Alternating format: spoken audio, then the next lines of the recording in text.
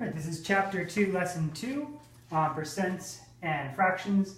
This is from California Math with Common Core Edition by McGraw Hill Education.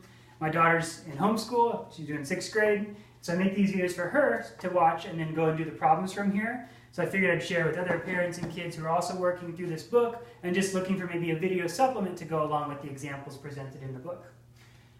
Right, so before starting with this example, I just want to point out a connection between percents and fractions, where your fraction has a denominator over 100, so that's going to be important. So I just made these two up randomly. I picked 47 over 100 and 21 over 100.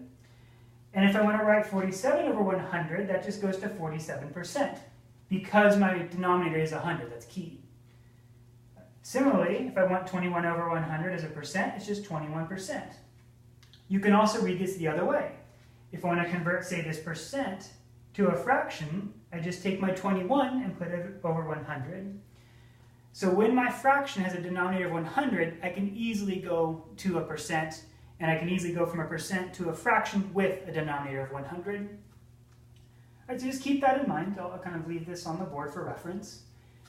So let's go to the first example. A baseball player gets 3 hits in every 5 at-bats. What percent is this? In other words, convert this fraction 3 over 5 to a percent.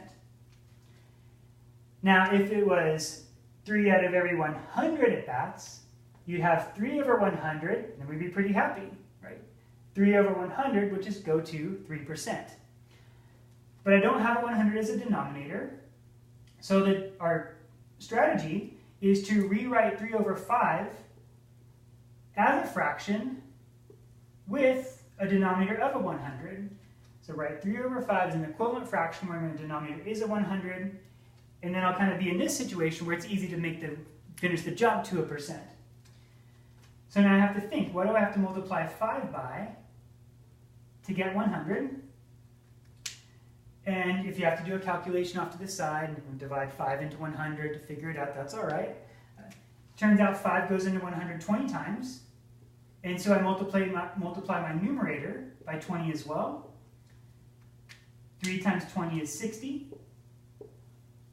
And now I'm feeling pretty good. I have my nice denominator of 100, so I can make the conversion to a percent pretty easily, 60%. Now, one difficulty you might run into is suppose our baseball player got 3 hits in every 7 at-bats. Your denominator here would be 7, which does not divide evenly into 100, so we'd have to use a different approach there. However, in Lesson 2, you are always going to be in the position, as far as I could tell, where your denominator does divide nicely into 100, evenly into 100, and so you'll be able to solve the problems using this method. Okay, let's do one more example. Let's write 65% as a fraction. If I stop the directions there, it would be pretty easy. 65% as a fraction, I would just do something like this. But we're not just going to write 65% as any old fraction. We're going to write 65% as a fraction in reduced form. So example 2, write 65% as a fraction in simplest form. So much like in Lesson 1, where we saw that sometimes we do a conversion and have a little bit more work to do with this simplest form part, the same thing is going to happen here. So let's jump right into it. If you want to pause the video and give it a shot, you should. 65% to a fraction. It converts easily if I'm okay with having 100 as a denominator, and I'm okay with that. So 65% to 65 over 100. So I've at least made the jump to a fraction, but now I need to write this fraction in simplest form. So we're starting to see lessons build on each other. From Chapter 1, we learned about simplifying fractions and writing them in simplest form, and that relied on some GCF, some common factors and things like that. So now we're seeing that enter the picture here again. So I look at 65 over 100 and I look for common factors. Both of these numbers are divisible by 5. So I'll divide both the numerator and denominator by 5. Maybe you have to do some side calculations for that, and that's allowed. But let me just draw a picture of what's happening. Divide by 5, divide by 5. 65 divided by 5 is 13. If you couldn't do that work in your head, not a problem. 100 divided by 5 is 20.